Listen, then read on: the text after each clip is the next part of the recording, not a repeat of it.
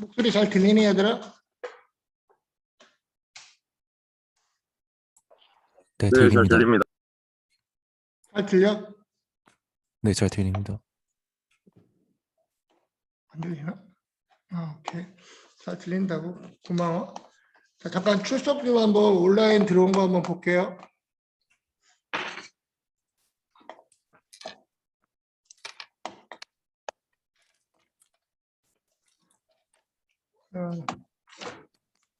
여러분들 출석을 보면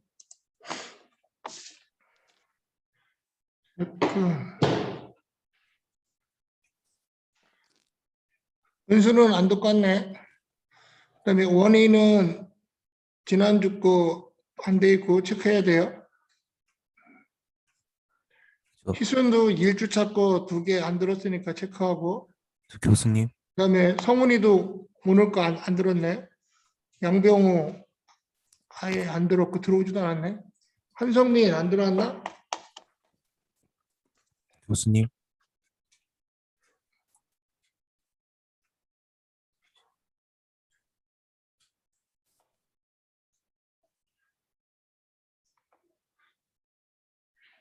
안 들어오는 애들이 이렇게 많아.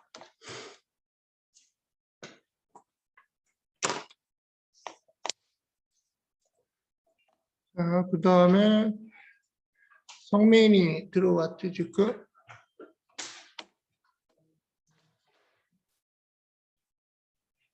지는 안 들어왔나?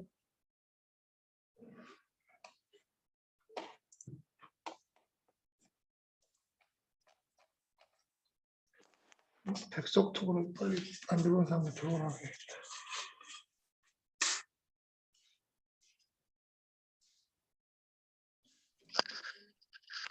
저 교수님,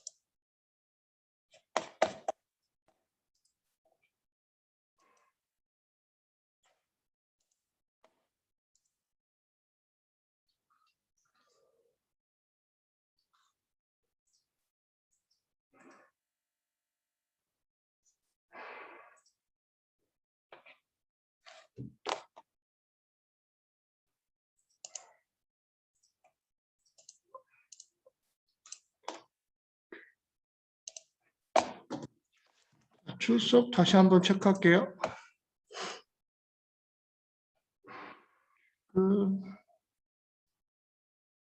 안 들어온 게 한성민 아직 안 들어왔지? 한성민. 성민이는 지난주도 계속 안 나오네. 그 다음에 김진아, 진아도 나왔고. 진아. 교수님, 어? 저 그 1주차 출석 인정해 주신다고 했는데 아직 결석 처리돼 있어가지고 한 번만 확인해 주실 수 있나요? 누구지?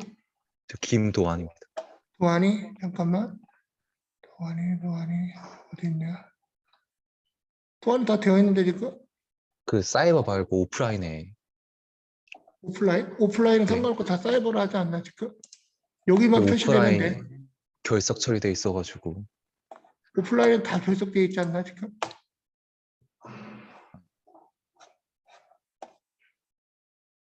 오프라인은 결석 처리가 돼 있어가지고 전부 다 그렇게 되어 있는 것 같은데 잠깐만. 이게 지금 다 온라인하고 이걸로 들어가지고 그것만 네, 체크되어 저 있으면 되거든. 1주차만 결석이 돼 있습니다. 그래?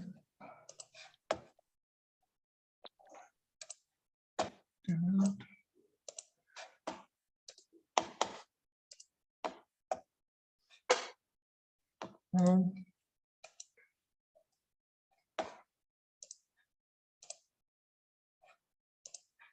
오프라인은 지금 형민이 한 명만 나오고 있어가지고 큰 의미는 없는데. 잠깐만.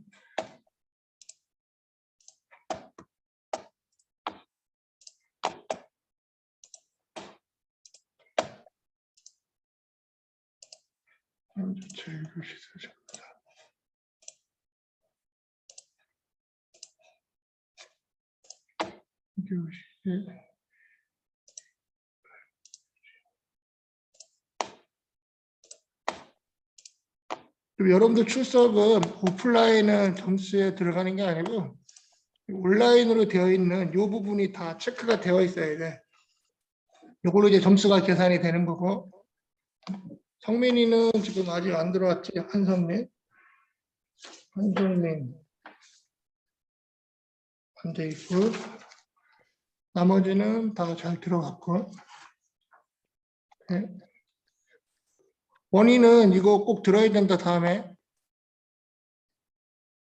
그다음에 희수도 이거 2개 들어야 돼요. 화면 잘 보이지? 얘들아 공유하고 있으니까.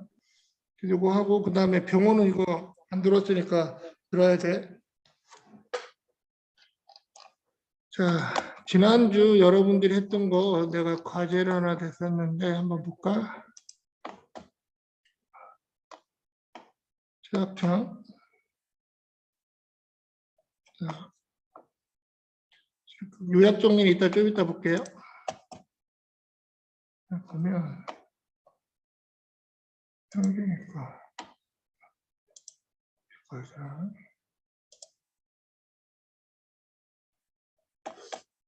자, 형준이는 자 그러면 형준이가 봤던 것 중에 부족한 부분이 뭐였는지 한번 얘기 좀 한번 해볼까?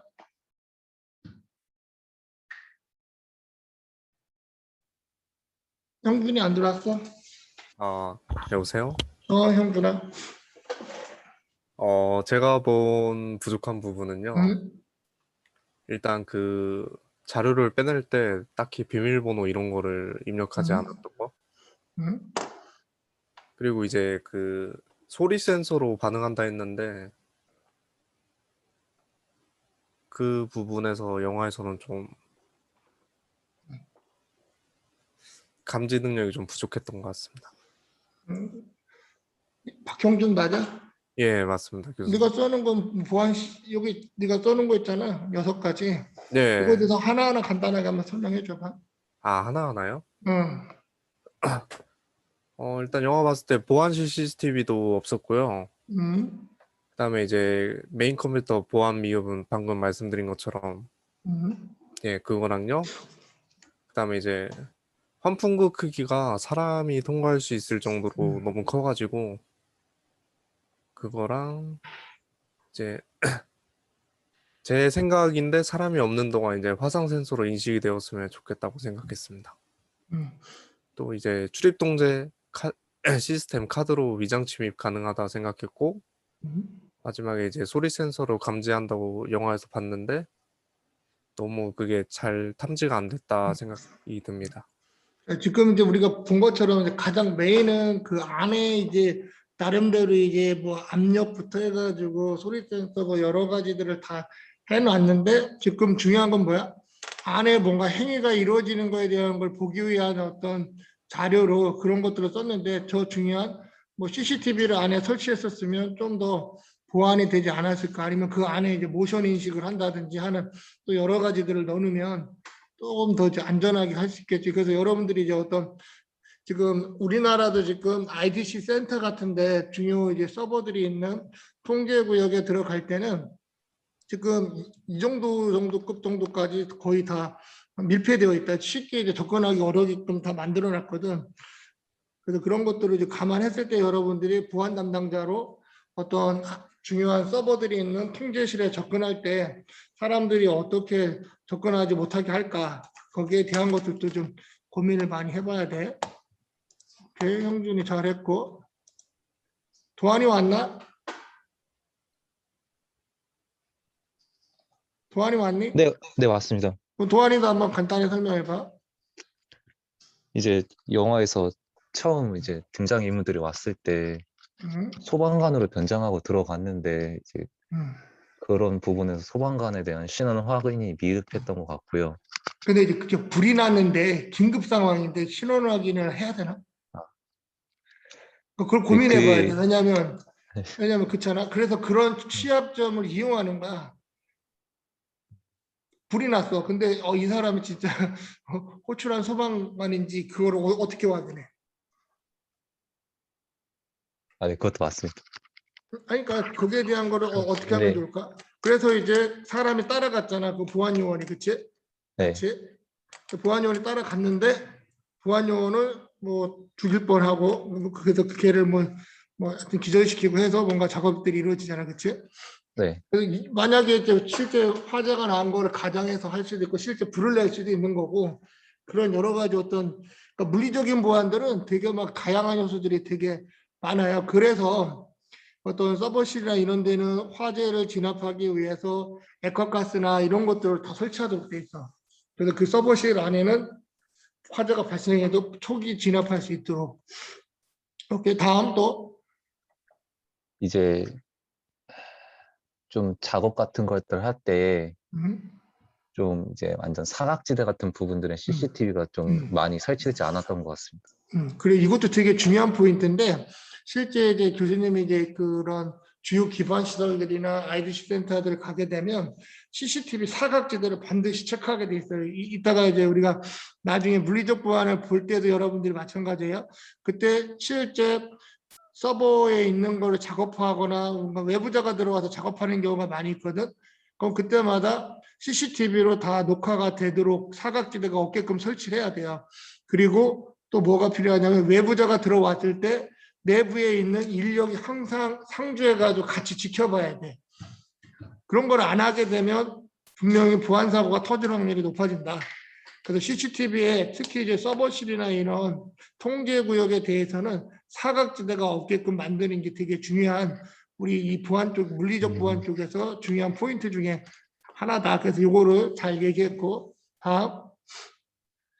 이제 그 장면에 보면은 침입할 때 레이저 같은 것들 음, 보안을 굉장히 쉽게 해제하고 들어가는데 좀 그런 레이저 방범 시스템에 대해서 다른 좀 음, 더 구체적으로 보안이 필요할 것 같습니다. 그다음. 그리고 이제 관리자들을 처음에 제압하고 음, 따로 관리자들 막 그 주변 보안 요원들이나 그런 걸 만나지 않는 것 같은데 음, 좀 보안 요원들의 수나 음, 배치를 늘려야 될 것 같습니다. 그다음. 그리고 이제 컴퓨터도 이제 USB 같은 거를 꽂아서 바로 해킹하는 장면을 볼 수가 음, 있는데 좀 음, 그런 너무 쉽게 음, 중요한 곳인 거에 음, 비해서 음, 정보가 빠져나가는 것 같아가지고 컴퓨터로 음, 좀 그런 음, 부분을 고쳐야 될 것 같습니다. 음. 다음. 근데 그, 이게 환경이 언제냐면 이제 미션 임파서블 나온 게 한 94년인가 아마 90년대 초반에 나왔어. 그 당시는 이제 아마 획기적인 거고 지금의 컴퓨터 시스템하고 비교하면 안 돼. 그 당시는 이게 USB도 아니라 아마 디스크를 넣었단 말이야. 그래서 이게 그 당시 상황하고 지금 상황하고 많이 보안이 업그레이드가 되어 있다. 그래서 요즘은 각 컴퓨터마다 사용하는 PC마다 그 통제 프로그램들을 다 깔도록 돼 있어. 이제 내부 이제 인트라넷에 사용하는 프로그램들을 설치한다. 그래서 뭐 DLP 솔루션 같은 것들을 깔아가지고 절대로 USB나 이런 외장 인증이 안 돼 있는 것들은 컴퓨터 시스템에서 데이터를 저장할 수 없게끔 그런 컴퓨터 보안들이 철저하게 지금 이루어지고 있어요. 왜냐하면 이제 이런 문제가 너무 많이 발생하니까 아예 정책적으로 회사에서도 그렇게 못하게끔 만들어주는 걸로 바뀌어가고 있다고. 여러분들이 이제 과거에 이런 것들이 많이 발생하다 보니까 그런 거에 대한 다양한 솔루션들이 지금 많이 나와 있고 실제 평가를 가서도 이런 PC들이 잘 되어 있는지 그래서 그건 DLP 솔루션이 잘 깔려 있나 그다음에 뭐 바이러스 프로그램이 정확히 깔려 있나 그다음에 화면 보호기를 패스워드 설정했나 패스워드 로그인을 하나 안 하나 그런 것까지도 다 살펴봐야 돼. 이런 포인트들은 우리가 이따 이제 수업하면서 통제 항목에 대한 것들을 하나하나씩 보면서 또 자세하게 설명할 거예요. 지금 여러분들이 지적하는 것들이 전부 다 보안의 통제 항목에 다 들어가 있는 것들이야. 오케이, 다음. 이제 다음에 그 보안 요원들이 쓰러졌을 때 그 이제 주인공들이 작업하는 동안 아무도 보안 요원들이 쓰러진 걸 모르는 것 같았습니다. 그래서 좀 서로 뭘 하고 있는지 이제 소통이 잘 안 되는 것 같습니다. 다음. 그게 이제 영화에서 장면이 뭐 끝까지 나오진 않았는데 마지막에 칼을 꽂고 실수로 칼을 꽂고 가지 않습니까? 근데 그 뒤에 따로 뭐 그렇게 그 발견한 사람이 크게 조치를 취하는 것 같진 않아가지고 좀 이제 근데 사후 처리에 사후 처리하긴 했는데 늦어진 거지. 근데 맞습니다. 보고를 해가지고 그 걔가 알래스카로 쫓겨나고 뭐 그런 게 그러면 이제 그런 작업들이 이제 보고가 돼야 되는데 그러면 이제 이 보호로 누가 어떻게 침투했는지 그런 어떤 로고 관리 그래서 이런 침입이 되고 나면 우리가 또 배울 것 중에 하나가 뭐냐면 침입이 발생하고 나면 통제를 어떻게 할 거냐 그래서 침입에 대한 대응 체계에 대한 부분들도 통제 항목에서 배울 거야. 그러면 대부분 회사에 가보면 해킹 사고가 발생한 경우는 많지 않고 대부분 이제 어떤 시나리오 기반으로 모의 훈련을 해요. 해킹 대응 훈련이나 이런 것도 침해 사고 대응 훈련들을 하고 있다. 그래서 그런 어떤 사후 처리에 대한 부분들도 관리 체계에서는 다 해놨기 때문에 그걸 보면 돼요. 다음. 이제 좀 그 이것도 아까 소환관이랑 비슷한데 그 정말 중요한 곳인 거에 비해서 출입 인원에 대한 신원 확인이나 통제가 미흡한 것 같습니다. 오케이. 도안이 잘했고. 다음. 정필이. 정필이가 한번 해봐. 교수님 목소리 잘 들리시나요? 잘 들려. 일단 제가 볼 때는 그 뭐 영화 촬영이 90년대이긴 했지만은 그 관리자로 나왔던 사람이 권한이 많이 가지고 있는 사람인 것 같았는데 그 해당 관리자의 신분이 노출되어서 주인공들이 다 알고 있다는 점이 취약한 것 같았고요. 두 오케이. 그래서 이 번째로는 권한에 대한 부분을 한쪽에 너무 과도하게 하면 안 되고, 그 다음에 이제 그 실제 이제 평가를 가서 보면 불필요하게 사장은 다 갖고 있어. 대표이사. 물론 대표이사는 갈 수도 있지만 대표이사라고 무조건 다 주는 건 아니란 말이야. 그래서 실제 그 시스템에 접근을 할 수 있는 권한에 대한 것들은 최적화시킬 수 있는 것들을 해야 돼. 그래서 여러분들이 이제 보안 관련된 책들을 보면 이제 권한 접근 통제에 대한 여러 가지 막 모델들을 배울 거야. 임의적 접근 통제, 뭐 강제적 접근 통제 그런 내용들이 이제 회사 상황에 맞게끔 정책적으로 만들어서 하는 게 필요하다. 그래서 그런 접근제에 대한 부분들은 어떻게 해야 될지에 대한 부분도 다루도록 할게요. 또 해봐. 그 다음으로는 보안실 앞에 직원이 있음에도 불구하고 그 보안실 내부 자체 그 모니터링 체계가 없어서 취약한 것 같습니다. 또한 이제 그 주인공이 컴퓨터에 파일을 옮기기 위해서 비인가 저장 매체를 꽂았는데 그 해당 저장 매체에 대한 인증 과정이 없었습니다. 다음으로는 출입 과정에서 카드 형태로 인증을 했는데 해당 카드가 이제 접촉식으로 하는 마그네틱 카드를 사용하는 것 같아서 해당 뭐 지금이야 뭐 IC 칩이나 그런 게 많이 나와 있는데 그런 접촉식의 마그네틱 카드들은 복제가 쉽게 가능한 걸로 알고 있습니다. 그래서 해당 부분이 취약한 것 같았고 그 시스템의 주인공이 이제 침입을 해서 시스템에 로그인을 할 때 이제 관리자가 로그인할 때도 마찬가지지만 1차 인증 과정만 존재했습니다. 다음으로는 중간에 보안실 출입이 가능한 관리자가 배가 많이 아파가지고 급한 마음에 이제 비밀번호를 누르지 않고 음성으로만 직원한테 문을 열어달라고 하는 장면이 있는 것 같아서 해당 부분도 취약해 보였고요. 그 다음으로는 이제 시스템 로그인 과정에서 그때 영상 보여주실 때 음성이 안 들려서 정확히 파악은 못했는데 그 주인공한테 비밀번호를 불러주는 게 이제 뭐 6자리 이상으로 구성이 되어 있지 않는 것 같았고 또한 이제 특수문자, 뭐 영문자나 숫자로만 구성이 되어 있는 것 같았습니다. 이것도 마지막으로 대부분 이제 잘 안 하는 부분 중에 하나예요. 패스워드가 실제 요즘은 그래도 많이 궤도가 돼가지고 인증평가 받다 보니까 이제 웬만하면 다 자체적으로 이렇게 해놨는데 초창기 때는 정말로 가면 패스워드가 완전히 엉망이었고 그다음에 서버실에 가면 패스워드를 그냥 붙여놨어. 누구나 다 볼 수 있게끔. 그런 경우는 절대 있으면 안 되거든. 지난번에 뭐 공무원 그 인사혁신처 뚫렸을 때 한 몇 년 전에 한번 뚫렸잖아. 우리 학생들이 공무원 시험 문제 출제 거기 진입해 와서 할 때도 거기 인사혁신처 회사 문 앞에 옆에 우유 배달하는 아주머니들이 들어가기 쉽게끔 비밀번호를 붙여놨었단 말이야. 그럼 있으나 마나 한 거란 말이야.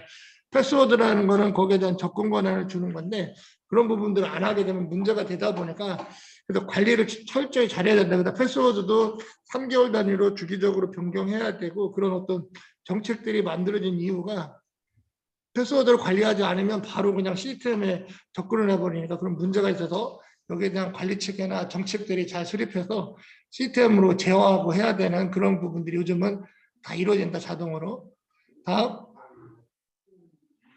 네, 마지막으로 첫 장면에서 나왔던 것처럼 이제 화재 감지 체계가 좀 미흡해가지고 실제로 화재가 발생하지도 않았는데 그 위장으로 서비스룸에 접근이 가능했습니다. 오케이. 잘했고, 그다음 한 몇 명만 더 보고 성환이 왔나? 성환이 왔니? 홍성환? 네. 성환이 한번 설명해봐요. 일단 처음에 그 보안 요원이 음, 한 명만 돌아다니는 것 같아가지고 보안 경비원이 허술하다고 생각했고 그리고 비밀번호를 2중, 3중으로 해놓지 않고 한 번만 해놔서 그 환풍구에 있는 레이저를 너무 과신해서 다른 조치를 취해두지 않은 것도 있고 그 첫 장면처럼 신변 확인 없이 사람을 들여보내주고 바닥에 닿지 않고 해킹이 가능하다는 걸 염두에 두지 않았습니다. 그리고 내부에 사람이 없으면은 무슨 일을 하는지 어떤 일이 일어나는지 알 수 없는 구조로 CCTV가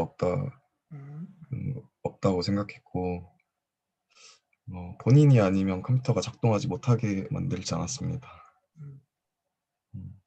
그리고 중요한 업무를 가진 그 관리자가 의심 없이 음료를 마셔가지고 계속 화장실에 가는 것도 문제가 있다고 생각했고 관리자가 부재 시 보안이 더욱 취약해지고 그래서 관리자가 부재할 때 보안이 되게 하려면 어떻게 해야 될까? 권한을 여러 명한테 나누면 괜찮아지지 않을까요? 화면 보기를 띄워야지, 그렇지? 그래서 이제 화면 보기를 하는 거야. 왜냐하면 회사에서도 업무가 다 다르단 말이야. 근데 업무가 다른데 예를 들면 이거야. 동사무소에서 누군가가 개인정보를 빼내기 위해서 할 때 어떻게 하냐면 자기 계정으로 들어가면 문제가 되니까 옆에 다른 사람 직원의 컴퓨터를 접속해서 하는 경우가 발생한단 말이야. 그러니까 그 사람들 할 때 뭐야? 잠깐 자리를 비우는 사이 화장실 가고 할 때 잠깐 이용하고 그러면 자리를 잠깐 비우는 사이에도 어때? 컴퓨터 사용이 몇 분 동안 안 되면 바로 화면 보기가 하면서 패스워드가 들어가게끔 하는 어떤 부수적인 어떤 대책들을 세워가지고 진행하는 거야. 그래서 항상 우리 보안 쪽에서는 어떤 자리를 비운다. 그러면 거기에 따라서도 어떤 뭐 화면 보기나 이런 것 같은 어떤 솔루션을 적용해서 사용할 수 있게끔 만들어줘야 되고 그리고 우리가 이제 해야 될 게 뭐냐면 보안 쪽에서는 대부분 뭐 하다 보면 하지 못하게끔 하는 게 되게 많단 말이야. 그러면 업무하는 입장에서 막 짜증이 나고 막 해서 보안 부서하고 막 트러블이 초창기 때는 되게 많았어요. 근데 요즘은 어때요? 그래도 보안에 대한 인식들이 되게 좋아지고 또 보안 부서들이 열심히 하다 보니까 그런 것들은 좀 많이 줄어들긴 했어. 근데 초창기 때는 이런 솔루션들이 좀 조금 지금과 같이 제대로 막 작동하지 않는 경우도 많아가지고 좀 문제가 많았었는데 지금은 그래도 많이 좋아졌다. 그래서 보안 쪽 일을 하다 보면 그래도 다양한 그래서 여러분들 고민해야 될 게 뭐냐면 보안 담당자로 가게 되면 회사의 업무에 편리성을 주려고 하면 보안에 리스크가 생기는 거고 또 보안을 너무 강요하다 보면 그 개발하거나 하는 사람들이 서비스를 좀 뭔가 할 때 되게 어려움이 좀 발생하게끔 하는 여러 가지 좀 방법이 있어. 그럼 그걸 어떻게 하는 게 가장 효율적으로 할까? 그래서 나중에 이제 우리가 배우는 것 중에 하나가 뭐냐면 이제 위험 회피하는 방법. 위험 회피라는 건 뭐냐? 위험을 회피하는 방법, 위험을 수용하거나 하는 방법 등에 대한 게 있어요. 그거는 회사에서 정책을 세워서 이 정도는 우리가 감내하고 갈 수 있다. 그러면 허용해 주는 거야. 그러면 아예 위험이 있으면 아예 그걸 못하게끔 만들어 버리는 거. 그런 어떤 위험 관리 방법에 대한 것들도 뒤에서 다룰 거예요. 그래서 아마 이거는 좋은 포인트. 그래서 항상 누군가가 자리를 비우거나 할 때 어떻게 보완을 할 건지에 대한 부분들도 여러분들이 잘 알고 있어야 돼요. 다음. 마지막으로 관리자가 한 명이라 그 음, 위치가 계속 보이더라고요, 영화에서. 그 사람만 주시하면은 보안이 쉽게 뚫린다는. 그렇지. 이제 그만큼 이제 한 사람한테 권한을 준 게 이제 보안적인 측면에서 좀 강하게 한 건데 오히려 독이 된 케이스가 된 것 같고, 잘했고. 자, 그 다음에 대부분 이제 여러분들이 보면 지금 비슷한 내용으로 다 했을 거야. 그래서 포인트를 보게 되면 이제 물리적인 보완들이 대부분 많고 관리적인 어떤 체계에서의 어떤 문제점들이 많이 보일 거예요. 그래서 이걸 보면서 영화지만 실제 여러분들이 회사에 가도 이러한 보완적인 문제점들이 많이 발생해요. 그러면 이거를 어떻게 우리 보안 담당자들이 할 건가? 이런 것들을 점검 나가서 사용자들한테, 즉 회사에 있는 사람들한테 이런 취약점이 있으니까 여러분들은 이거를 개선해야 됩니다라고 하는 게 ISMS 정보보호 관리 체계라는 거야. 여러분들 지금 본 것처럼 이런 관리 체계를 하기 위해서 어느 포인트가 문제점이 있네. 이 문제점이 어느 통제 항목에 해당이 되는 건지 그런 것도 여러분들이 이제 파악할 수 있어야 돼요. 그래서 이제 교수님하고 이따가 또 할 건 뭐냐면 통계 항목들을 쭉 여러분들 보고 14개를 일단 ISMS 기준으로 먼저 할게. 그리고 나서 나중에 ISMS 필요하고, 그 다음 ISMS 기준으로 하게 되면 14개 통계 항목이 있는데 그 통계 항목에 어떤 내용들이 있는지를 여러분들이 알고 매핑하는 거. 지금 이제 여러분들이 작성한 거 있잖아요. 예를 들면, 정필이가 예를 들어서 최고 관리자 신분 노출. 그러면 여러분들이 뭐를 볼 거냐면, 올려놓은 게 잠깐만.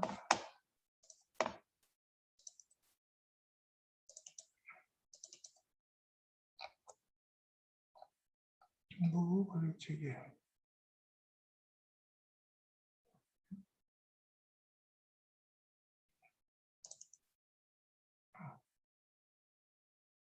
ISM에서 세부 통제 항목을 볼게요. 자, 그럼 이제 여기에 나와 있는 것들, 여러분들 뭐 할 거냐면 여기에 이제 통제 항목들이 나와요. 관리 과정 5단계가 있었다고 얘기했었고, 이제 오늘 여러분들이 할 건 뭐냐면, 자, ISMS에 먼저 기반한 이런 통제 항목들이 뭐가 있는지, 그거에 대한 걸 한번 나랑 살펴보고, 매핑하는 과정을 할 거예요. 오늘은 매핑이라는 게 뭐냐면, 예를 들면 아까 뭐 CCTV에 대한 뭐 관리 권한에 대한 요소 부족, 그러면 CCTV가 어디에 있냐? 자, 그러면 여기에 보면 보호 정책에는 정책 관련된 것들이 있을 거고, 조직은 조직에 대한 것들. 그러면 쭉 가다 보면 이제 물리적 보안에 가보면 CCTV에 대한 어떤 영역이나 뭐 아까 같이 사각지대 없어야 되고 하는 내용들이 쭉 나와요. 그럼 이거에 대한 걸 여러분들이 매핑하는 거야. 그러면 이따가 미션은 그거예요. 요거를 여러분들이 작성한 거를 긁어다가, 자, 요거는 통계 항목 몇 번째에 대한 부분에 부족하다. 그걸 여러분들이 이제 매핑하는 과정을 한번 해보도록 할게요. 그래서 이따 이 통계 항목에 대한 걸 교수님이 간단하게 설명해 줄 거예요. 그럼 여러분들이 대부분 여러분들이 보는 건 어디에서 나올 거냐면 물리적 보안, 접근 통제, 운영 보안 쪽에서 대부분이 많이 나올 거예요. 그럼 그쪽에 이제 어느 부분에, 즉 그러면 자, 운영 절차 관리에 보면 11.1은 운영 절차 변경 관리라는 부분이 있고, 또 두 번째는 시스템 및 서비스 운영 보안이 있어요. 그러면 여기에서 11.1.1은 운영 절차에 대한 수립을 해라. 그러면 거기에 대한 수립들이 어떻게 이루어지는지에 대한 것들을 여러분들이 쭉 보고, 이거는 여기에 대한 부분을 지금 제대로 못했구나라는 걸 여러분들이 이해하면 돼요. 이따가 이거를 한번 하도록 할게요. 그래서 여러분들이 이따가 교수님하고 이 부분을 좀 진행하도록 하고, 그래서 그걸 한번 볼 거고, 자, 그다음 이제 지난주 이제 수업 자료를 한번 여러분들이 올려놓으라고 했는데 한번 볼게요. 그래서 지금 미션 임파서블에서 나온 거는 이제 옛날 자료에 대한 거를 갖고 했었고, 다음 주에는 좀 더 이제 로그레이션, 이제 한 2년 전에 나온 미션 임파서블 로그레이션이라는 게 있어요. 거기는 좀 그래도 최첨단에 대한 걸 갖고 시스템을 운영하는 거야. 그럼 거기도 지금 미션 임파서블이니까 어때요? 거기 뚫고 들어가기 위한 여러 가지 방법을 갖고 해. 그럼 거기에도 어때? 다양한 어떤 취약점들이 발생한단 말이야. 그럼 그때는 이제 지금은 여러분들이 10개 했는데 그때는 이제 뭐 할 거냐면 여러분들 미션 임파서블 취약점, 요게 어디에서 관리 체계에 문제가 있는지 그거를 좀 매핑하는 걸 한번 해볼 거예요. 그러니까 여러분들이 이제 앞으로 요 관리 체계 1번부터 쭉 가가지고 13개 IT 재복구까지 어떤 것들이 있는지 이해하는 시간이 중요하다. 그리고 요 각각에 대한 통계 항목에 대한 것들을 쭉 이제 진행을 할 거예요. 그리고 나서 요거가 이제 끝나고 나면 이제 ISMS P에 있는 세부 통계 항목. 잠깐만, 여기 안 올라가 있나? 어디가 있냐?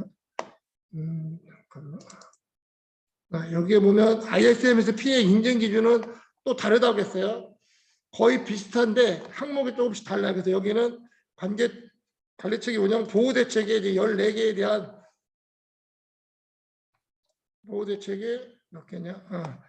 12개에 대한 보호체계가 또 나뉘어서 아까 13개가 이제 12개로 바뀌면서 새롭게 들어온 게 뭐가 있냐면 클라우드 같은 것들이 새롭게 들어왔어요. 이게 ISMS P로 되면서. 그래서 이 통계 항목에 대한 걸 여러분들이 이해하면 돼요. 그래서 여기에 대한 것들 어떤 것들이 있는지에 대한 걸 이해하는 시간을 같이 갖도록 할 거예요. 그리고 그래서 이 취약점에 대한 걸 여러분들이 정확히 어떠한 취약점이 있는지를 분석하는 게 좀 필요하다. 그래서 수업 자료에서도 여러분들이 이제 계속 지금 사이버 강의를 하는 게 뭐냐면 요 각각의 ISMS P에 있는 통계 항목에 있는 것들에 대한 내용이 어떤 거고 실제 결함 사례가 어떤 것들이 있는지 그걸 여러분들한테 계속 쭉 보고 있는 거예요. 이것도 한번 보면 정리한 거 평균이니까 한번 볼까?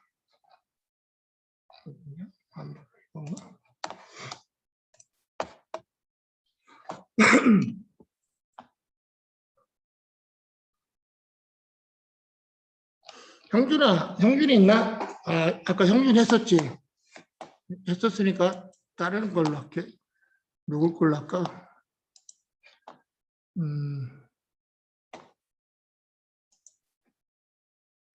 먼저 낸 사람들하고 중간쯤에 지은이 있나?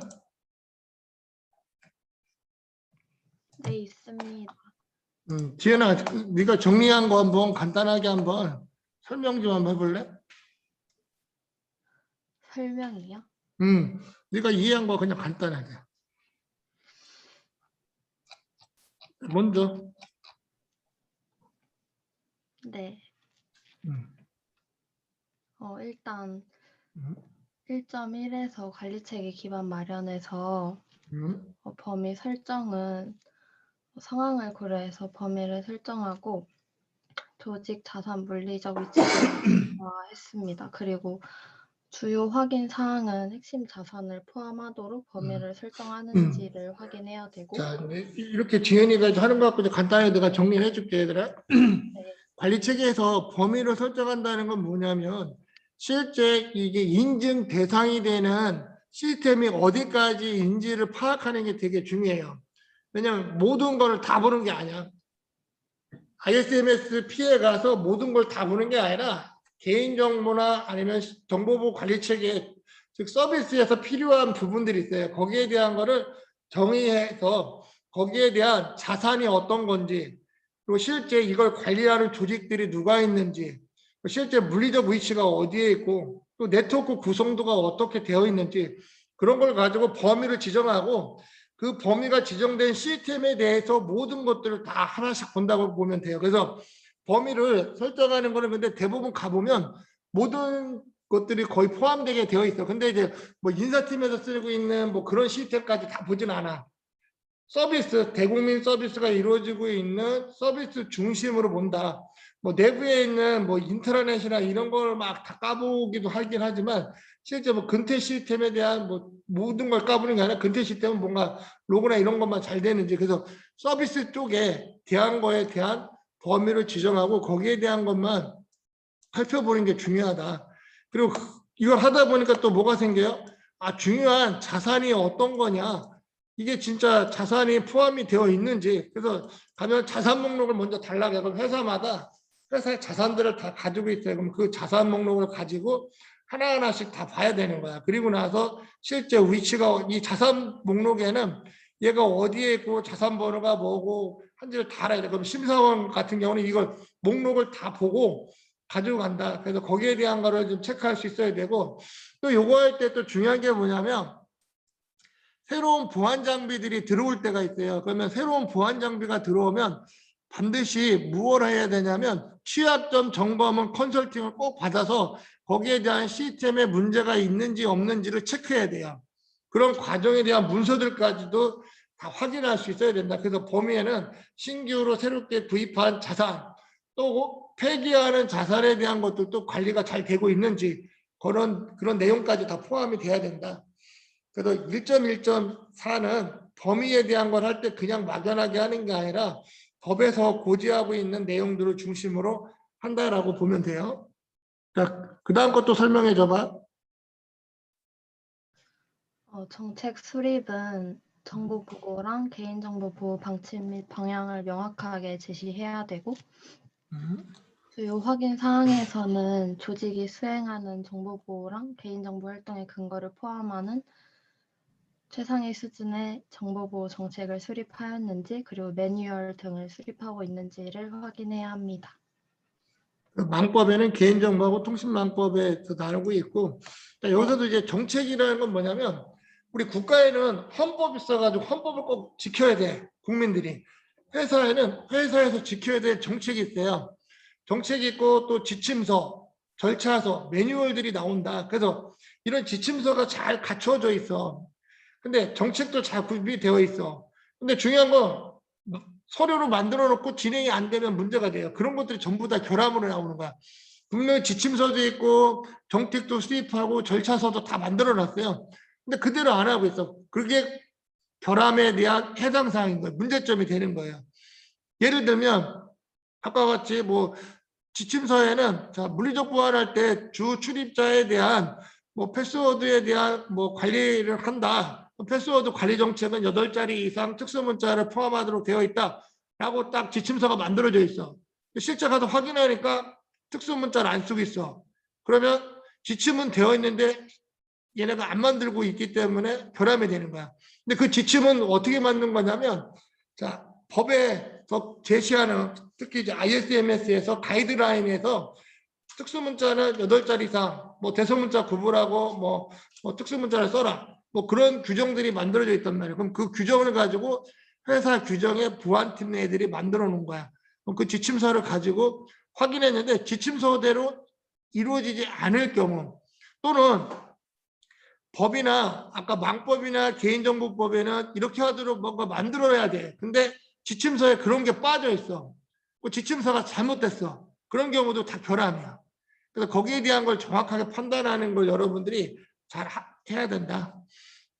그래서 정책 수립이라는 건 막 하는 게 아니라 실제 이런 거를 법을 근거로 해서 어떻게 해야 될지에 대한 거를 명확하게 해야 돼요. 그래서 이런 법하고 어떤 지침이나 정책서들은 그냥 만드는 게 아니라 그걸 통해서 관리 체계가 좀 더 명확하게 갈 수 있도록 하기 위한 거라고 보면 되고요. 또 다음 거 해봐. 자원 할당에서는 최고 경영자는 분야별로 전문성을 갖춘 인력을 확보해야 하고, 관리 체계 효과적 구현과 지속적 운영을 위한 예산 및 자원을 할당해야 합니다. 주요 확인 사항은 정보보호 및 개인정보보호 분야별로 전문성을 갖춘 인력을 확보하고 있는지 등을 확인해야 합니다. 자원 할당은 이제 보호 조직팀을 만들어라. 그리고 실제 거기에 따라서 조직을 만들었으면 예산도 주고 거기에 대한 거를 전문가를 만들어 가지고 어떤 보호 체계를 만들려고 하는 게 되게 중요한 포인트니까 이거 조직들이 잘 되어 있는지 그런 포인트들만 보면 되고. 자, 위험관리 쪽. 위험관리에서 먼저 정보자산 식별에서는 조직의 업무 특성에 따라서 정보자산 분류 기준을 수립하고 관리체계 범위 내의 모든 정보자산을 식별 분류하고 중요도에 따라서 최신으로 관리합니다. 그리고 주요 확인사항은 정기적으로 정보자산 현황을 조사해서 정보자산 목록을 최신으로 유지하고 있는지를 확인합니다. 지은아, 네. 이거 다 읽을 줄 알아 사람들. 핵심이 되는 게 뭐야? 핵심 되는 것만 얘기해 줘. 정보자산 식별에서 중요한 게 뭐야? 정보자산을 분류 기준으로 수립을 해야 되고 이거를 분류해서 중요도에 따라서 관리를 해야 된다는 거. 자, 아까 자산 식별이 되게 중요하다고 했잖아. 자산을 해놓으면 그냥 분류만 하는 게 아니라 실제 이 장비가 정말로 중요한 거냐 아니냐 거기에 따른 것들을 여러분들이 정책을 만들어 놔야 돼. 그 기준을 만들어 놓고 그 기준 평가에 의해서 이 서버는 되게 중요한 서버다. 얘는 그냥 중요하지 않다. 뭐 그런 어떤 자산에 대한 등급들을 여러분들이 매길 수 있어야 된다. 그래서 이거는 근데 또 자산이 최신 목록으로 안 돼 있는 경우, 최근에 장비가 도입됐는데 업데이트가 안 돼 있어. 그런 경우도 결함까지 결함으로 줄 수도 있지만 대부분 보완 조치하도록 해요. 이런 부분들을 좀 현행화해라. 현행화라는 용어를 쓰거든. 기존하고 뭔가 또 어떤 리스트가 다르면 지금 최신 걸로 업데이트하는 걸 우리가 이제 보안 쪽에서 현행화 작업이라고. 그래서 현행화를 시켜 놓으세요. 그러면 하고 또 아니면 이게 안 돼 있으면 또 평가받을 때 업데이트 해갖고 와. 우리 이렇게 하고 있습니다 하면 그냥 넘어가. 그래서 안 돼 있는 데는 그 심사 당시에 해오면 그냥 했다고 또 인정을 해줘요. 그런 게 있고. 자, 그 다음에 이제 현황의 흐름 분석 한번 얘기해 볼까? 핵심 되는 것만 얘기해. 여기서 핵심은 뭘까? 자산들이 가지고 있는 현황을 파악하고 그리고 처리 현황을 분석하고 이를 문서화하는 게 중요하다고 생각합니다. 그렇지. 왜냐하면 현황은 제대로 관리하고 있는지 봐야 되고 또 이게 뭐야? 이제 관리 체계 할 때 중요한 건 자, 이거를 관리 감독하는 사람들에 대한 사인, 그다음에 뭐 일주 단위로 점검을 할 거냐, 뭐 로고 관리를 체크할 거냐, 아니면 뭐 지금 문서에 대한 부분들이 시스템 접근했던 사람들의 리스트를 확인할 거냐, 뭐 그런 것들을 주기적으로 뭔가 꼭 계속 체크하면서 관리 감독을 해야 돼요. 자, 그다음에 이제 중요한 위험 평가 한번 얘기해봐. 위험 평가에서는 유형별로 위험 정보를 수집하고 이거에 대해서 연일회 이상 위험을 평가해야 돼요. 자, 이거 연일에 꼭 해야 돼. 의무로 돼 있다면 가서 그러면 위험 평가한 거 가져오세요. 그럼 취약점 점검이나 막 이런 걸 한 걸 갖고 와요. 그럼 그거 보고 정확히 이루어졌는지 그런 것들을 본다. 그래서 경영자에게 이 위험이 있으니까 이런 것들을 관리 조치해야 됩니다. 라고 하는 것들이 만들어져야 돼요. 그래서 위험 평가도 여러분들이 나중에 이제 방법론을 볼 건데 위험 평가를 하는 기준들이 있어요. 그래서 그런 기준에 의해 가지고 하는데 이제 위험 평가 방법론도 되게 많이 나와 있는데 그걸 갖고 한번 체크하면 된다. 근데 회사에서는 회사 상황에 맞게끔 연일에 위험 평가를 시작을 한다. 다음 보호대책 선정에서 핵심은 뭘까? 위에서 위험 평가 한 거에 따라서 위에서 위험 평가 결과에 따라서 식별된 위험을 처리하기 위해서 보호 대책을 선정해야 되는데 그 보호 대책은 계획서를 수립해서 경영진의 승인을 받아야 합니다.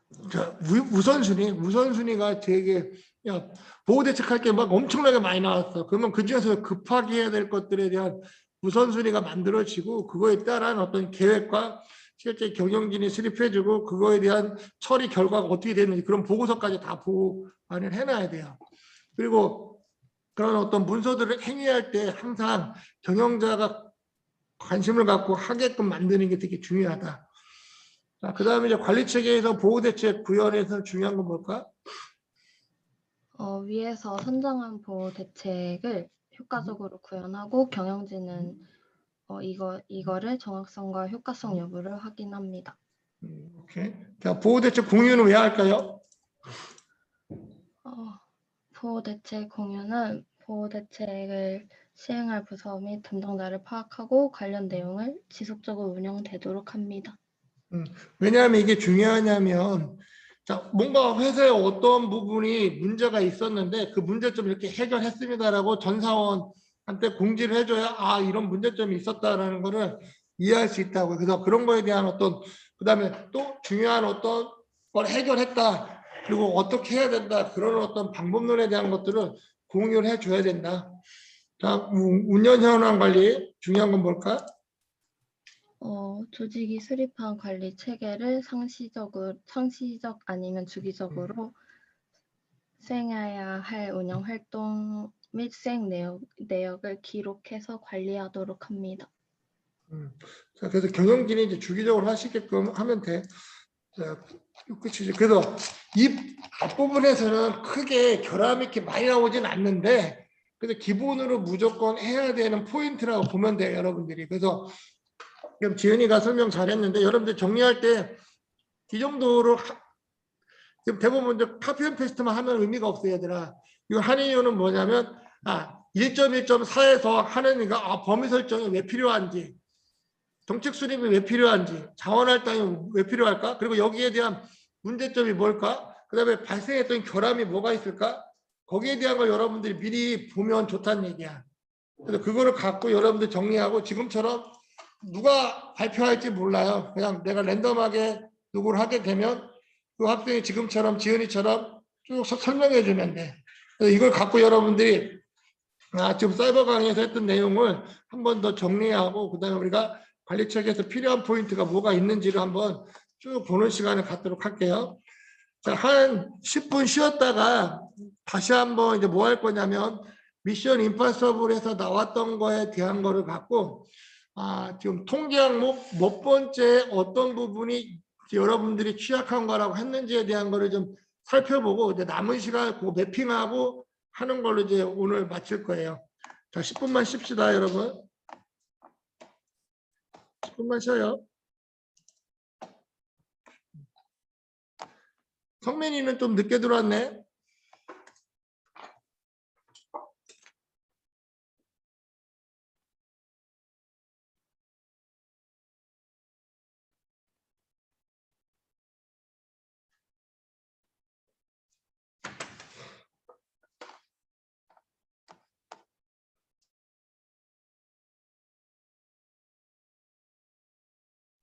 교수님?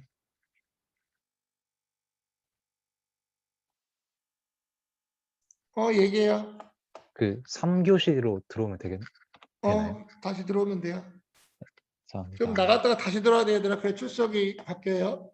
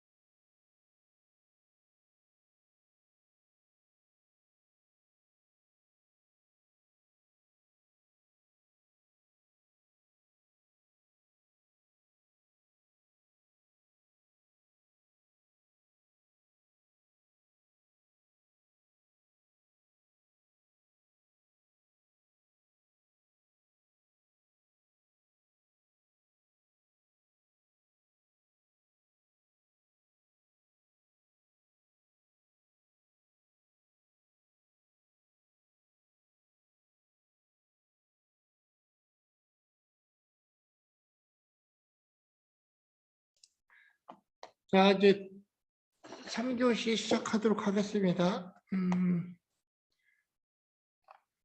그럼 출석을 한번 볼게요.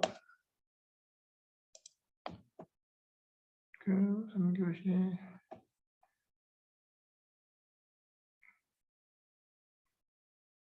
원인이 이거 꼭 들어야 된다. 5원이. 시수도 이거 꼭 들어야 되고, 경우도 들어야 되고, 인환이는 아직 재로그인 안 돼 있는데 다시 한번 로그인 좀 해주고, 진화는 아파서 못 온 것 같고, 이렇게. 오프라인 아까 다 했지 내가.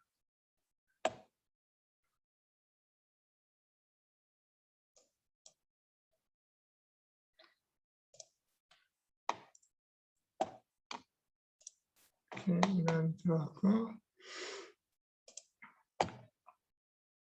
형민아 그 자료실에 올렸니 지난번? 그거 결함 보고서? 네, 자료 공유. 오케이 자료 공유. 자 이제 이번 시간에는 이제 여러분들하고 뭐 할 거냐면 여러분들이 이제 지금 해야 될 게 과제. 자 4주차 거는 다음 주 10시 수업 들어오기 전까지 여러분들이 아까처럼 간단하게 그 4주차에 대한 내용을 정리해서 올려주면 돼요. 근데 중요한 건 여러분들이 지금 이해를 좀 했으면 좋겠어요. 그냥 카피 앤 페이스트만 하지 말고. 그래서 다음 주에 또 대표로 누가 발표하면 이제 거기에 대한 내가 부연 설명을 하도록 할게요. 자, 그럼 이제 여러분들 이제 이번 시간에 뭐 할 거냐면, 자, 여러분들 이제 그 취약점 점검 미션을 했던 내용을 일단 복사를 해서, 예를 들면 정필이 거 하면 이걸 복사를 해요. 복사를 해서 내가 또 과제 하나 등록을 할 거예요. 화면 공유가 안 돼. 화면 보면 안 되나? 잠깐만. 이거 뭐 하는 거냐, 내가? 자, 4주차 다시 한번 정리하면 4주차에 대한 정리 내용은 다음 수업 들어오기 전까지 여러분들 간단하게 수업 뭐 사이버 강의 들은 걸 올려주면 되고요. 자, 그 다음에 취약점 점검 미션 지금 들어와서 각자 자기 거, 네, 정필이 것만 할게요. 자기 거를 이렇게 복사를 해요. 복사하고, 자, 복사하고 나서 내가 또 다시 과제 하나 등록할 거예요. 이게 뭐냐면, 자, 취약점 점검.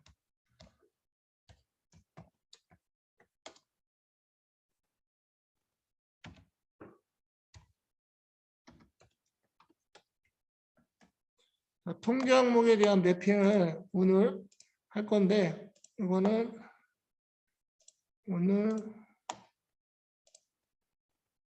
12시, 약 1시간 더 늦춰줄게. 성적의 반영까지는 아니고 여러분들하고 그냥 보기 위한 거예요. 그래서 이렇게 일단 복사해 놓고, 자, 여기 밑에다가 이제 뭐 할 거냐면, 자, 여러분들 이제 메인 CCTV 관리자 권한에 대한 보안 요소가 부족했다 하면 이게 이쪽 지금 ISMS 통계 항목에 어디에, 자, 예를 들면 좀 물리적 보안의 CCTV 쪽이다 그러면 여기 보면 CCTV가 어디에 있나?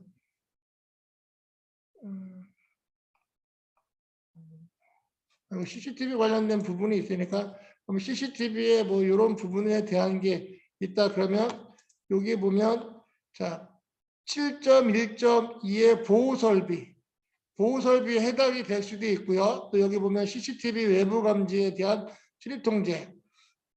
이거는 이제 여기 보면 또 뭐 외부자에 대한 게 작업이 필요한 건지. 그래서 요거 해서 지금 이거는 보호 설비. 예를 들면 7.1.2의 보호 설비. 그러면 이 중에 어느 부분이 문제였는지 그러면 일단 7.1.2의 보호 설비 통제 항목에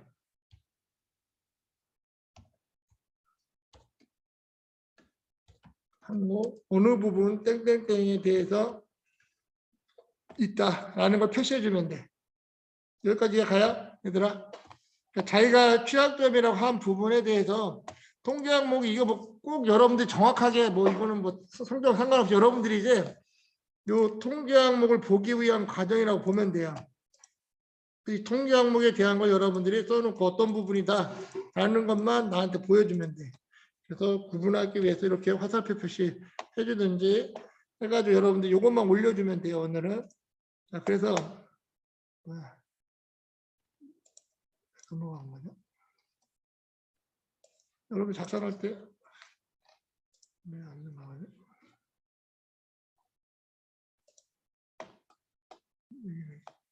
천재를 넘치고 여기 넘겼나?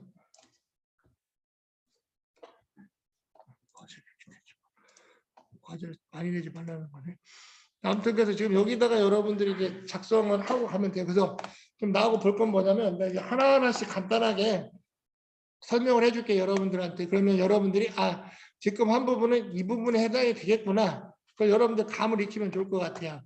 자, 관리 과정은 이제 정보보호의 관리 과정은 5단계가 있다고 했어요. 첫 번째가 뭐냐면 정보보호 정책 수립 및 범위 설정. 여기에는 정보보호 정책을 수립해야 된다. 그래서 정책 관련된 게 최고 경영자나 이런 거 쭉 나오면 이거 1.1.1에 대한 게 위반이 됐다라고 하면 돼요.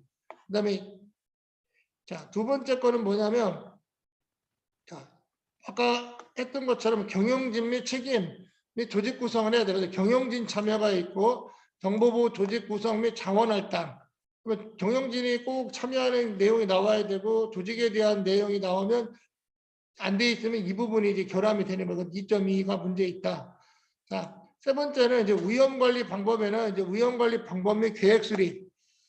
자, 위험 관리에 대한 부분들이 지금 뭔가 표시가 안 돼 있거나 하면 위험 관리 방법 및 계획 수립이 안 돼 있다. 그다음에 위험 식별 및 평가가 안 돼 있다. 이거 이제 관리 과정에 대한 5단계예요. 실제 정보보호를 관리하기 위해서 과정들이 이런 게 있다라는 것만 이 5개의 단계로 나뉘어져 있다라고 보면 되고, 자, 그럼 위험에 대해서 뭐 대책을 선정하고 수행, 이해 계획을 어떻게 수립할 거냐 하는 게 이제 위험 관리에 대한 부분이고, 다음은 이제 정보보호 대책에 대한 구현, 효과적으로 어떻게 구현할 거냐, 내부 공유 및 교육을 어떻게 시킬 거냐, 이게 일반적인 내용이고, 자, 사후관리는 실제 법적 요구사항에 대한 법적인 검토사항, 그다음에 운영 현황에 대한 부분들, 그다음에 내부 감사가 어떻게 진행이 될 거냐 이런 부분들. 그래서 여러분들이 하는 거 보면 대부분 이제 관리 과정의 어떤 통계 항목에 대한 거는 크게 많이 나오진 않을 거야. 아마 기본적으로 다 하는 거고. 자, 정보부 첫 번째 통계 항목 13개 중에 첫 번째 통계 항목을 보게 되면, 자, 정보부 정책에 보면 뭐야? 자, 정보부 정책에 대한 승인이 이루어졌느냐, 그다음에 정보부 정책에 대한 공표가 이루어졌느냐, 그다음에 정책 체계는 상위 정책과 연계가 되게끔 만들어졌는지. 왜냐하면 정책 지침서들이 절차서가 연계가 돼서 가야 돼. 어디는 뭐 하라고 되어 있는데 어디는 또 그런 내용이 없어. 그러면 일관성이 없기 때문에 상위에 정해진 게 있으면 밑에 절차나 지침서들은 따라가게끔 다 되어 있어야 된다. 문서들이 만들어졌는지, 그다음에 정책 검토, 그다음에 정책 문서에 대한 관리들이 이루어지고 있는지. 정보보호 정책 쪽에 크게 많이 나오진 않아요. 그래도 이런 게 있다 정도만 알고 넘어가면 좋을 것 같아요. 정보보호 조직. 정보보호 조직은 먼저 조직 체계에서 정보보호 최고 책임자를 지정해라. 실무 조직을 구성해라. 그리고 정보보호위원회를 구축해라. 정보보호위원회는 꼭 경영진이 들어가야 돼요. 그래야 여기서는 정보보호위원회에서는 항상 보안 장비를 새로 도입하거나 보안 관련된 거에 대한 내용도 쭉 다룬다고 보면 돼요. 그 다음에 역할 및 책임에 대한 것들이 정보보호 조직에 대한 내용이다. 자, 외부자 보안은 외부자가 왔을 때는 무조건 보안 요구사항 계약서를 쓰고 막 해야 돼. 그런 것들이 이루어지는지. 그다음에 외부자 보안 이행 관리, 그래서 협약서나 협정서 같은 것들을 만들어서 쓰게끔 하고, 계약 만료 시 이 사람들에 대한 권한을 다 파괴하고 하는 그런 내용들이 적절하게 되어 있는지, 그런 내용들이 쭉 다뤄지고 있다. 정보자산에서는 자산을 식별하고 책임할당, 이 정보 자산은 누가 맡아서 할 건지 그런 내용들, 보안 등급과 취급자에 대한 내용들을 쭉 작성을 해놔야 돼요. 그 다음에 정보보호 교육은 교육에 대한 계획, 정보보호 교육은 연 1회 무조건 전 사원 정보보호 교육을 하도록 되어 있어요. 집합교육이나 온라인 교육으로 해도 되고요. 대부분 이제 전체 회사 워크숍이나 이런 거 할 때 큰 회사들은 온라인으로 그냥 의무적으로 듣도록 다 해요. 자, 그래서 교육이 꼭 해야 되고 대상 지정해주고, 근데 그 정보보호를 다루는 개인정보를 다루는 사람들은 연 이해를 또 받도록 돼 있어요. 그런 거 어떤 법적 기준에 의해서 교육이 이루어지고 있는지에 대한 거를 여러분들 알고 있어야 돼. 그다음에 이제 교육 내용은 이제 실제 보안에 대한 사례들을 쭉 가지고 만들고 합니다. 이건 또 우리가 또 수업 시간에 여러분들하고 만드는 과정을 할 거예요. 그다음에 교육에 대한 어떤 시행 및 평가에 대한 방법을 어떻게 할 거냐. 그래서 교육이 완료되면 실제 여기에 대한 뭐 만족도 조사, 그리고 교육에 대한 어떤 평가. 자, 그리고 실제 평가에 가보면 여기서 많이 문제가 발생하는 게 뭐냐면 대표자가 수업 이 교육을 들었는 데부터 체크해. 그리고 이 당시에 휴가 간 사람들 명단을 또 달라고 해. 그리고 나서 이 사람들이 휴가 간 사람들이 교육을 다시 들었나 안 들었나를 체크한단 말이야. 근데 휴가 간 사람들이 교육을 안 들었어. 그러면 결함. 전 사람 모두가 들어야 돼. 의무적으로 보안 교육은. 그래서 그런 포인트를 갖고 취약점을 잡아낸다. 인적 보안의 경우는 주요 직무자에 대한 지정이 감독을 해라. 직무를 분리해서 관리하고 비밀 유지 서약서를 전부 다 써요. 여러분들이 회사에 들어가게 되면 서약서를 쓰고 교육을 받도록 돼 있어요. 신입사원이 오거나 뭐 퇴사자가 있을 경우 항상 비밀서지 요약서를 다 작성하도록 돼 있어요. 퇴직 같은 경우도 직무에 대한 어떤 변경일 경우 서약서나 이런 것도 다 써가지고 해야 되는데, 왜냐하면 회사 정보를 유출할 경우 법적 소송을 받는다라는 걸 다 해가지고 진행을 해야 된다. 그리고 퇴직자의 경우는 회사에 이제 그런 체크리스트가 있어서 계정 삭제부터 해가지고 전부 절차적으로 다 해와야 마지막 퇴직이 돼요. 그런 과정들이 적절하게 되는지를 확인을 하면 된다. 상별 규정이 잘 돼 있나를 보면 되고요. 이런 것들이 체계들이 다 잘 잡혀있고 여기까지는 뭐 크게 뭐 그렇게 많이 발생하는 보안들은 없어요. 가보면 기본적으로 다 잘 해놨다. 자, 이제 물리적 보안부터는 조금씩 이제 문제점들이 생겨난다. 그래서 보호구역을 지정했냐? 보호구역에는 크게 접근구역, 제한구역, 통제구역으로 나뉘어진다. 원래 여러분들이 이제 학교 오면 조를 짜가지고 각 건물마다 다니면서 통제 항목에 대한 걸 갖고 취약점을 점검하라고 할 거예요. 이건 이제 여러분들이 집이나 아니면 뭐 근처 어디 빌딩이든 가가지고 하도록 할게요. 이거는 추후에 또 다시 한번 미션을 줄 거예요, 여러분들한테. 자, 그 다음에 이제 보호설비에 대한 거. 자, 보호설비가 각각 화재나 전력이나 온도, 습도 조절, 화재 감지 이런 것들은 가보면 UPS, 비상발전기, 이중전원선 다 설치하도록 돼 있어요. 왜냐하면 지금 서비스가 되고 있는데 갑자기 정전이 돼가지고 서버가 죽어버리면 안 되기 때문에 서버는 24시간 돌아갈 수 있는 환경이 되도록 다 구축이 되어 있어요. 그러니까 회사에서 자기들 독자적으로 못하면 IDC 센터에 임대를 받아서 해요. 그럼 IDC 센터는 정말 잘 돼 있어. 그러면 그런 경우는 이런 것 쪽에 큰 시설 쪽에 대한 어떤 보호 설비에 대한 건 큰 문제는 없어요. 대부분. 왜냐면 거기도 맨날 평가받고 다 조치를 해놨기 때문에 보호 설비는 이제 IDC 센터에 쓸 경우는 큰 문제가 없지만 그냥 회사 자체적으로 할 때는 이런 장비들이 다 구축이 되어 있어야 된다.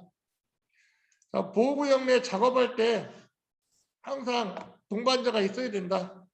그런 부분들. 그 다음에 출입 통제하는 부분.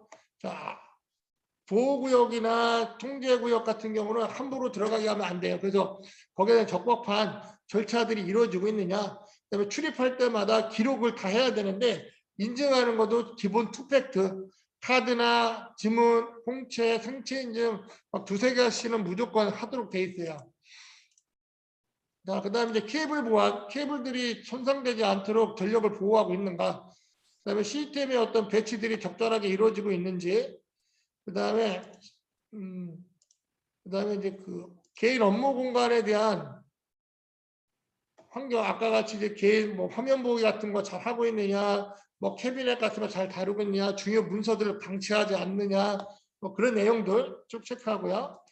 그 다음에 이제 공용 업무 환경, 그러면 대부분 프린트 나오는데, 그 다음에 팩스, 요즘 이메일 팩스 같은 거 같은 경우 보면 민감 정보들이 막 그대로 저장되어 있는 경우가 있어요. 그럼 누구나 볼 수 있기 때문에 그런 경우도 전부 다 결함으로 한다. 그래서 그런 어떤 관리들을 잘 해야 된다. 이게 물리적 보안이에요. 자, 시스템 개발 보안은 대부분 이제 회사에 가면 이제 개발자들이 운영하는 서버 시스템이 있고 또 실제 서비스하는 것들이 있어요. 개발자하고 이런 분류들이 잘 되게끔 해야 된다. 그런 거에 대한 어떤 보안 요구 사항들을 정의해 놓고, 그다음에 인증 및 암호화, 그다음에 이걸 하는 이유는 뭐냐면 주민번호나 어떤 개인정보가 들어가는 뭐 전화번호 같은 것도 막 하는 게 그걸 전부 다 암호화하고 해야 된다. 시스템마다 인증이 이루어지게끔 만들어줘야 되고요. 그다음에 접속하는 놈마다 전부 다 시스템마다 보안 로그 기록들이 다 남도록 해놔야 돼. 그리고 이 로그 기록들은 뭐 백업을 해가지고 보호하고, 그다음에 실시간 백업이 되게 좋은데 실시간 백업이 이제 돈이 드니까 안 되는 경우는 뭐 정기적으로 백업을 받아서 디스크나 뭐 테이프에다 해가지고 분산시켜야 돼요. 다른 곳으로 백업을 또 해가지고 관리하도록 돼 있어요. 이 로그 파일은 보안에서 가장 중요한 파일이기 때문에 항상 해커들이 침투하고 이걸 막 조정하기 때문에 실시간으로 백업 받아가지고 변조 못하게끔 하는 그런 장치들이 체계가 되어 있어야 된다. 접근 권한에 대한 기능들도 갖고 있어야 되고, 그 다음에 이제 구현 시점, 실제 개발하는 거에 대한 구현하고 시험을 어떻게 할 건지 그런 환경에 대한 것들이 적법하게 잘 되고 있는지, 그 다음에 개발과 실제 서비스 운영하는 거에 대한 어떤 환경 분류가 제대로 이루어지고 있는지 그런 환경 분류에 대한 부분들도 다 보고, 실제 운영 환경에서 서비스가 되게끔 이관할 때, 근데 이때 또 주의해야 될 게 뭐냐면 대부분 가보면 개발할 때는 마스터 권한에 있는 URL을 갖고 막 개발하는 경우가 되게 많아요. 그러면 해커가 그것만 찾으면 끝나. 근데 실제 그런 것들을 삭제하고 막 서비스해야 되는데 실제 그냥 그대로 서비스하는 경우가 발생하는 경우가 많아요. 그런 부분들에 대한 것도 다 점검해서 결함을 준다. 그다음에 시험 데이터에 대한 보안, 시험 데이터를 했지만 거기도 중요 데이터들이 많기 때문에 그거 관리를 잘하는지 한번 봐야 되고, 소스 프로그램에 대한 보안, 그 시큐어 코딩이나 이런 것들을 제대로 하고 있는지, 프로그램 변경될 때마다 이력 관리를 해가지고 누가 사용하고 있는지 그런 것들, 비인가자에 대한 어떤 접근 절차나 이런 것들을 다 본다.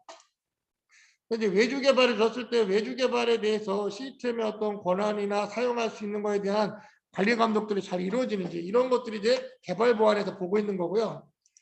자, 암호 통제의 경우는 암호 정책을 수립해서 써야 되는 거예요. 아까 같이 뭐 개인정보법 뭐 해가지고 뭐 이런 암호 체계를 갖고 하느냐. 그래서 정책 수립이 잘 되어 있어야 되고, 그 다음에 이제 암호키 생성 및 이용해야 돼. 그래서 암호키는 여러분이 따로 별도의 공간에 보관해서 그걸 중요한 순간마다 갖다가 사용할 수 있게끔 해야 된다. 그리고 USB 뭐 암호화키를 갖고 쓰는 경우도 있고요. 그래서 이런 암호키 생성 관리를 적절하게 하는 게 필요하다.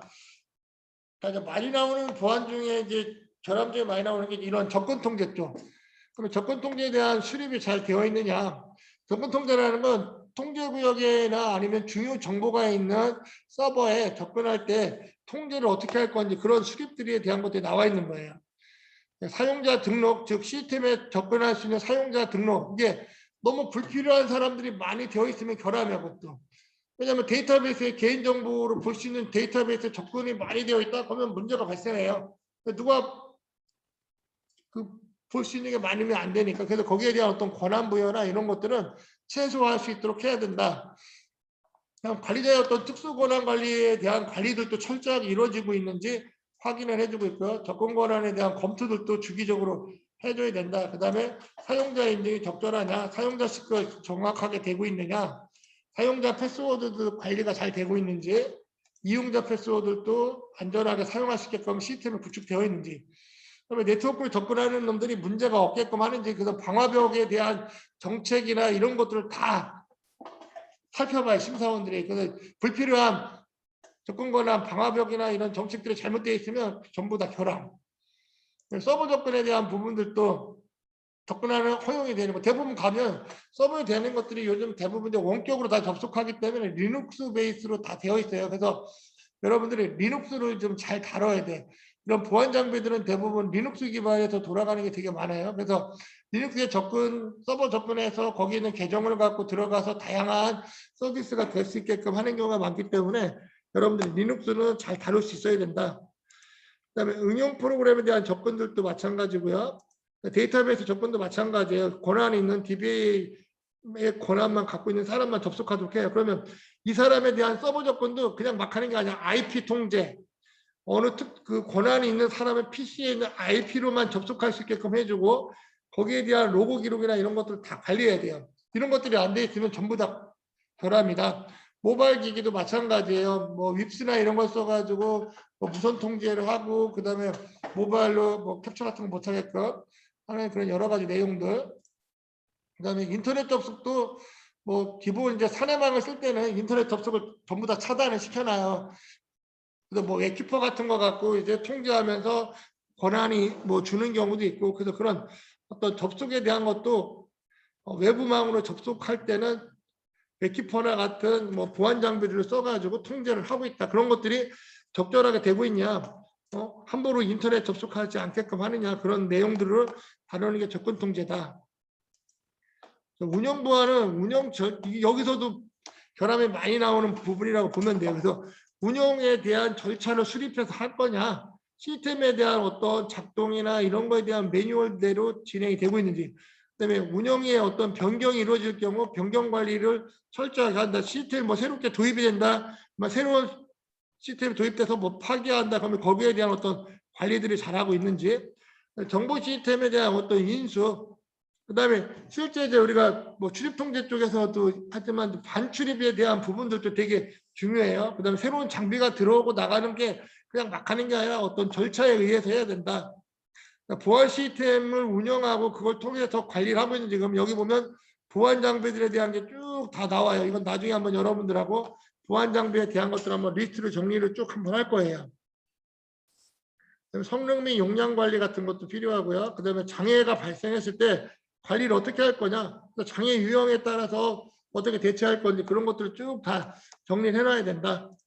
그 다음에 원격 운영 관리, 아까 같이 다양한 어떤 VPN을 뭐 접속한, 요즘 재택근무가 많다 보니까 VPN을 많이 써가지고 접속하는 경우가 많아요. 그런 경우 실제 회사에 있는 클라우드 환경에 접속해서 쓰게끔 하는 쪽에 문제가 발생하지 않을까. 그 다음에 권한을 어디까지 줘야 되나, 그런 어떤 문서 공개 등등에 대한 원격 운영 관리들이 나오고 그 정책에 의해서 오픈해줘야 된다. 그래서 무선 네트워크는 이제 AP 차단하는 뭐 윕스나 이런 것들 써가지고 하면 뭐 거의 다 된다. 공개 서버에 대한 보안은 이제 웹에 DMZ에 대해 연결되는 서버들이 뭐 인터넷망에 접속되는 건데 내부망하고 이 오픈되어 있는 공개 서버에 대한 어떤 그런 DMZ의 역할, 그리고 분류, 그런 것들은 이중망, 망분리가 되어 있는지. 그래서 또 중요한 것 중에 하나가 뭐냐면 망분리가 무조건 되어 있어야 돼요. 망분리가 안 돼 있으면 무조건 결함이야. 그거는 망분리가 꼭 되어 있게 하고, 그다음에 진짜 중요 데이터들에 대한 건 백업 관리가 주기적으로 계속 이루어지게끔 해야 된다. 그다음에 취약점 점검을 무조건 1년에 한 번씩 받도록 돼 있어요. 모의 컨설팅이나 이런 것들을 통해서. 그 다음에 뭐냐면 전자거래 보안에 대한 거, 거래가 있는 경우 이제 그런 것들이 상거래법에 의해서 잘 되고, 이제 이건 이제 거래는 금융감독원하고 또 막 연계가 돼 있다 보니까 좀 복잡해요. 그래서 가면 ISMS만 받는 게 아니에요. 금융권 관련된 서비스를 하는 애들은 금융감독원에서도 막 다 조정을 뭐 이런 인증을 받고 하기 때문에 잘 돼 있다. 보안 쪽이. 그냥 금융에 민감한 정보들이 많고 중요 정보들이 많다 보니까 여러 군데서 관리를 하고 있다. 그다음에 정보 정책 수립이나 협약 체결에 대한 거, 그다음에 저장 매체 관리, USB 같은 거 함부로 못 꽂게 하고 막 하는 방법들, 그다음에 휴대용 저장 매체에 대한 어떤 관리들, 그다음에 악성 코드 통제, 그래서 뭐 APC 같은 솔루션 통해 가지고 안랩에서 제공해 주는 걸 이용해서 전부 다 통제해요. 악성 코드 통제를 다 하고 있어요. 요즘 워낙 보안 솔루션들이 많이 좋아져 가지고 하고 있다. 근데 이제 여기에 대한 것들을 보면 실제 뭐 저번에 모 회사를 갔더니 N사를 갔더니 좀 이게 애매하게 되어 있더라고. 근데 솔루션들이 있는데 실제 그렇게 보안을 잘하고 있는 집단임에도 불구하고 APC 통제나 이런 것들이 조금 잘 이루어지지가 않더라고. 왜냐하면 노트북을 대부분 막 두세 개씩 갖고 작업을 하다 보니까 그런 부분들이 있다. 그래서 그런 PC에 대한 관리들이 되게 중요하다. 패치 관리는 되게 중요하고 업데이트 해줘야 되니까. 그다음에 시간 동기화, NTP 서버를 갖고 무조건 전부 다 시간 동기화해야 돼요. 출퇴근 아니면 CTL 접속, 그다음에 CCTV 전부 다 시간 동기화해야 된다. 우리 보안에서는 이 시간에 대한 동기화가 되게 중요해요. 시간 동기화가 안 되면 문제가 생기기 때문에. 그다음에 로고 기록에 대한 보존 및 해줘야 되는 방법이 있고, 접근 및 사용 모니터링, 접근자에 대한 어떤 모니터링을 수시로 해줘야 돼요, 여러분들. 그다음에 침해 시도에 대한 모니터링, 그래서 이런 것들이 발생할 경우 어떻게 처리하는지 그런 것들이 나와 있어야 된다. 자, 이제 침해 사고가 발생했을 경우 대응 절차가 만들어져 있어야 돼. 여기 보면 대응 절차, 침해 사고의 정의, 뭐 비상연락 체계, 발생 시 기록, 보고서 작성 이런 절차에 의해서 진행이 돼야 돼요.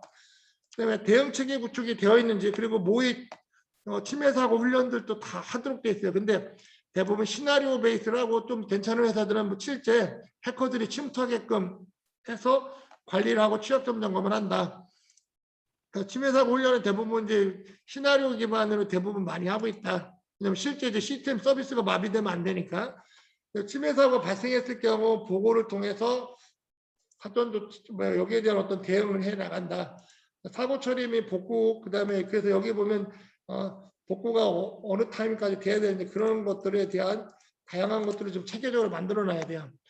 침해 사고 분석, 공유하고 재발 방지를 위한 것들을 해줘야 된다. 마지막에 이제 IT 재해복구, 재해복구는 크게 없지만 그래도 요즘 지진이 많이 나기 때문에 어떻게 할 건지에 대한 부분들은 좀 해놔야 돼요. IT 재해복구 체계, 그다음에 영향 분석에 따른 복구 대책들을 수립해가지고 여기 보면 RPO나 그다음에 RTO 같은 것들, RPO나 RTO라는 건 뭐 목구, 내가 실제 장애가 발생하면 그러니까 복구에 대한 목표 시간을 우리가 RTO라고 해요. 이 RTO 시간에 대한 걸 어떻게 할 거냐, 그다음에 복구 시점을 언제까지 할 거냐, RPO 여기에 대한 것도 전부 다 어떤 정책에 의해서 만들어 놔야 된다. 왜냐하면 서비스를 하는데 늦게 하면 안 되거든요. 왜냐하면 24시간 대국민 서비스 하는 시스템들이 많다 보니까 거기에 따라서 RPO하고 RTO를 어떻게 분석해서 할 거냐, 그다음에 시험 유지 관리에 대한 부분들도 어떻게 할 건지에 대해서 쭉 한번 살펴본다.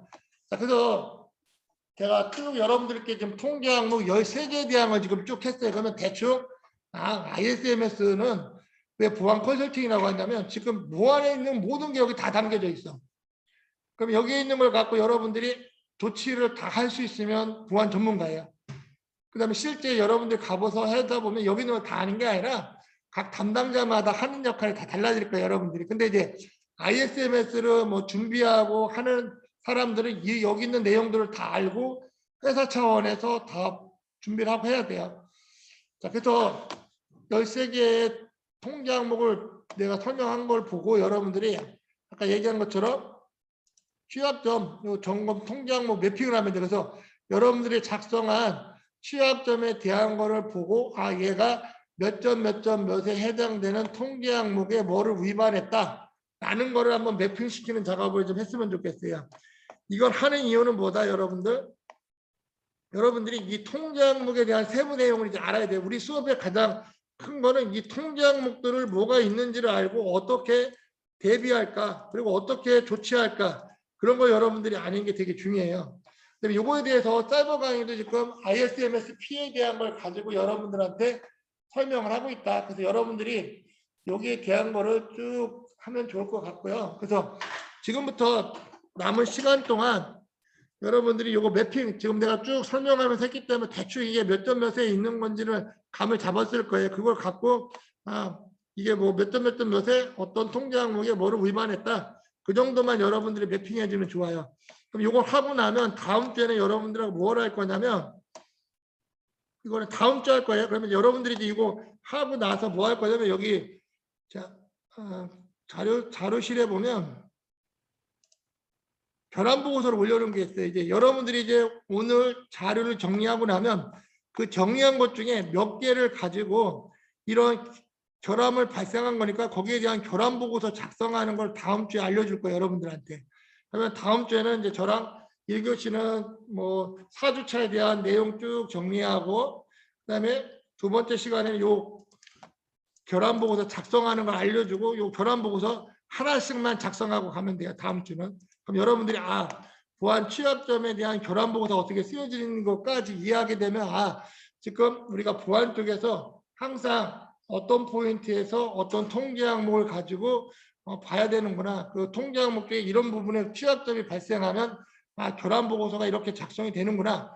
이것까지 알면 끝난 거야. 정보보 관리 체계는 이 정도만 하면 돼요, 여러분들이. 여러분들하고 이제 앞으로 요 13개 통계 항목, 그 다음에 ISMS-P에 있는 12개 통계 항목과 개인정보 처리 단계, 5개 단계에 대해서 여러분들하고 하나하나씩 볼 거예요. 그래서 우리 수업은 이 엑셀 파일에 있는 내용만 여러분들이 다 정확하게 어떻게 처리하는지만 알아도 된다. 그래서 이걸 기반으로 여러분들이 나중에 학기말 때는 종합적인 리포팅을 써서 주면 돼요, 저한테. 그게 그 컨설팅 보고서가 될 거고, 그래서 지금 하는 자료가 하나하나씩 여러분들이 컨설팅 보고서를 만드는 과정이라고 보면 돼요. 자, 여기까지 일단 교수님이 설명했고, 여러분들이 이제 지금부터 각자 여기에 대한 거 아까 얘기한 것처럼 요 취약점 점검 통계 항목에 자기 거에 대한 거를 집어넣고 요 통계 항목 뭐가 문제가 있었다. 자기가 취약점이라고 적었던 부분하고 어디하고 맞는지 한번 매핑하는 시간 한번 갖도록 할게요. 이걸 왜 하냐면 나중에 이제 점검하고 목요일, 월요일 날부터 심사를 시작하고 나서 수요일 날 저녁 정도나 목요일 날 되면 한 줄 결함을 작성해요. 한 줄 결함을 작성해서 어떤 게 문제가 있다 막 서로 이제 심사원들끼리 막 논의래요. 논의하고 나서 이제 그거가 이제 확정이 되면 다음 날 이제 결함 보고서를 쓰고 이제 그 결함 보고서를 제출하고 오면 돼요. 그래서 그걸 결함 보고서는 회사에서 받아가지고 조치를 또 해야 되는 거예요. 이런 프로세스로 돌아가기 때문에 여러분들이 실제 이 엑셀에 있는 통계 항목들이 어떤 것들이 있는지에 대해서 학습하는 게 중요해요. 그리고 요즘 사이버 강의에서는 이 통계 항목 하나하나가 어떤 건지에 대해서 설명을 하고 있으니까 그래서 지금 여러분들 이거 매핑하는 거 그렇게 오래 안 걸릴 것 같아요. 그래서 한 20분 정도 남은 시간 이거 매핑해서 올려놓고 오늘 수업은 마치도록 할게요. 혹시 질문 있는 학생 있어요? 교수님, 그러면 과제란에 파일 말고 그냥 글로 올리나요? 그렇지.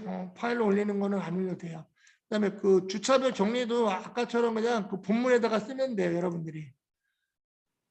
그래서 아까 여러분들이 올린 거 있을 거 아니에요. 여기 취약점 점검 미션 그 복사해서 집어 넣어가지고 요것만 넣으면 돼요. 요거 어떤 세부 통계 항목에 뭐가 의배됐다. 요것만 쓰면 돼요. 네, 알겠습니다. 또 질문? 시간을 좀 늘려줄까? 다음 주까지? 지금 하는 게 좋아? 다음 주까지 해주는 게 좋아? 어차피 빨리 할 거니까 그냥 오늘까지 해. 그럼 되지 뭐. 오케이. 자, 그러면 여러분들 지금부터 자유롭게 이거 작성하고 올리면 돼요. 자, 그리고 또 교수님의 공지사항 하나가 있는데 내가 4월 3일부터 17일까지 제가 좀 그 공무원 시험 출제를 가야 돼가지고 요때 수업을 지금처럼 진행할 건지 아니면 온라인으로 풀로 내가 올려놓을 건지를 좀 다음 주 정도에 다시 결정해서 알려줄게요. 그래서 요때는 지금과 같은 방법이 아니라 온라인으로 내가 강의를 올릴 수도 있고 아니면 다른 분이 뭐 특강식으로 진행할 수도 있다는 거 미리 공지할게요. 질문이 없어요. 그러면 지금부터 각자 요거 작성하고 마무리하도록 합시다. 수고 많았어요. 다음 주에 봅시다. 수고하셨습니다. 네. 수고하셨습니다. 네.